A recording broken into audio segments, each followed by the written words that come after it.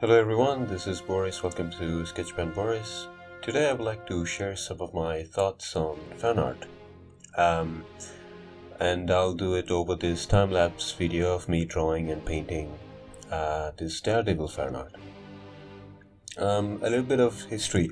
I grew up watching cartoons on Cartoon Network in India, and they are the main reason I wanted to draw.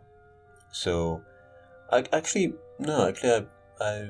always wanted to draw. I've had this attraction for anything which was drawn. So, like what was on TV was mostly animation because, I wasn't exposed to games or comic books, so they were mostly cartoons. So, and the channel that I would watch the most was Cartoon Network at the time, and so needless to say, I love fan art. Of course, for your information, if you are asking yourself, like, you can't sell fan art to make money. I know that some freelance artists get commissions to draw, for example, Batman for a Christmas card or whatever. In this case, you can sell them that artwork for that commission, but you can't make t-shirts, merchandise, and to make money from it. So and drawing someone's character or a character in someone's style is a way for me to analyze artwork, and learn shortcuts or symbols they use to achieve the effect they want. I can probably do a whole other video on drawing symbols, but what I mean by symbols is, for example, if you see the way Jim Lee draws an eye, it's not really an eye, but it gives you just enough eye-pleasing details for your brain to fill in the rest. And another reason I love fan art is I try to find my style, and trying to draw something in a different style makes you realize the specifics of your own drawing style. It's like when you learn a new language, you notice things about your native language you haven't noticed before. Same thing happens when you travel abroad and notice how things are different from your culture, right? So, and speaking of style, something that the legendary comic book illustrator Neil Adams said comes to mind, and I wanted to share it with you because I think it was an interesting idea. He said that style is actually your mistakes. For example, someone's style is the way they mistakenly interpret reality, right? So, for example, let's say we put different artists in a room and ask them to draw from a photo, basically the way each person will interpret and think the way the arm should be drawn will be their style compared to the real thing.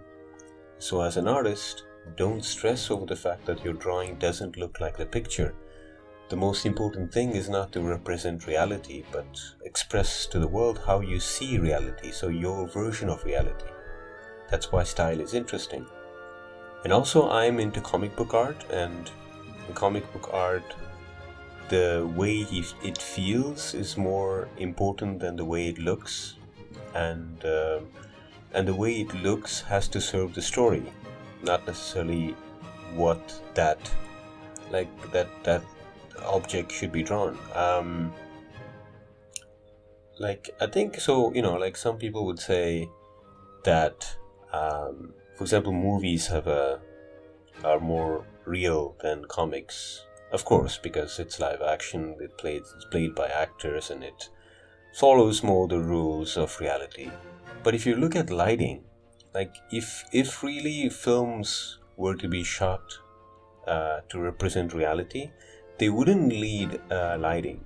So, and like, for example, that I don't know which one inspired which. I suppose that that's what's interesting to see, how our different art mediums inspire each other. Sometimes comic books inspire movies, and vice versa. Movies inspire comic books. So all this to say, whatever serves a story is the right way to go, at least in comic book form. Another reason I draw fan art, of course, is for the joy of it. it somehow makes me feel like I'm part of that character or show's legacy. Another step in the relationship you have with that world. And finally, now a few words about the fan art itself before I sign off. I fell in love with these two brushes, just watercolor brushes, which unfortunately I don't know the names, but if they are available for free. So if someone knows how to read Japanese, please put the names in the comment section below, or just go to the Clip Studio Paint store and search for watercolor brushes in the search bar and try the ones and just pick and use whatever you want, the ones you like. So whenever I start an illustration like this, I usually have in mind, let's say 70% of what I want this art to look like. And this, especially this reference illustration, this movie poster, gave me a lot of ideas. It was very inspiring. So I love Bruce Lee. On my YouTube channel, Movie Messenger, I even made a video to explain my ideas on religion using Bruce Lee. Yes, I have another YouTube channel where I talk about mainly movies. I found this connection between the nunchaku that Bruce Lee uses and the baton that Daredevil uses. And I love this pose, so I decided to draw Daredevil in that pose. His costume is very simple and iconic. At the very end, I ended up putting this background, which I think gave the illustration a great look, a more dynamic look. Like comic books, they express the fact that Daredevils, all the other senses of Daredevils are or enhanced, right? So they use this kind of spiral thing to represent that. So I thought it was a cool effect that I could do with this brush. And I would say, like, that background right there, like, that was the 30% that this illustration needed. And I love when that happens, that organic process, when the illustration tells you what it needs to be to be complete. And for more fan art, you can check out my Instagram page at sketchman _Boris.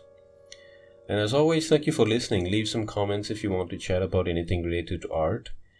Please check out my website www.sketchmanboris.com if you want to have access to the full real-time video and other benefits. Please consider becoming a Patreon.